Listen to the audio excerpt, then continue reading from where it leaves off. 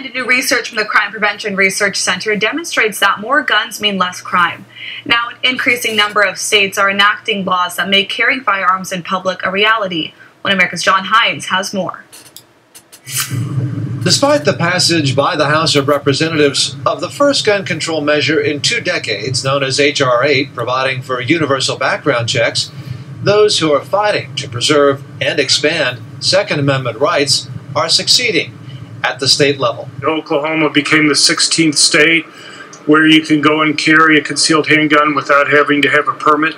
Pretty dramatic. You can almost walk across the whole country now without having to have a permit. And if Kentucky's governor signs legislation there, which he's expected to do, you can add one more state to the list, says the president of the Crime Prevention Research Center, John Lott, who explains the reason for the spread of concealed carry laws at the state level is pretty simple. They work. Oh, this stuff builds on itself because just like when concealed carry laws with permits were originally passed, there was lots of concerns about what might happen, blood in the streets, other problems that would occur.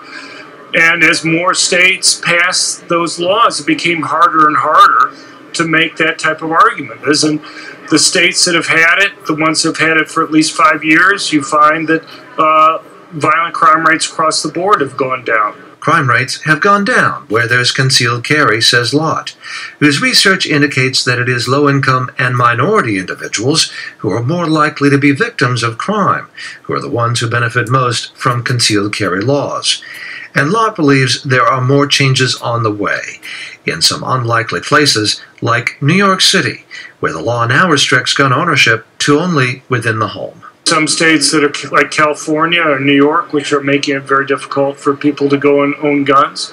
Of course, there's a case from New York City that's been accepted by the Supreme Court that they're going to hear in a couple months, dealing with the restrictions that New York City has on carrying. That seems kind of a bizarre rule, and I think it's likely that the Supreme Court will strike that down. Lott points out that his research shows that concealed carry permit holders are extremely law-abiding, noting that they are convicted of violations at a lower rate than even police officers. John Hines, One American News, Washington.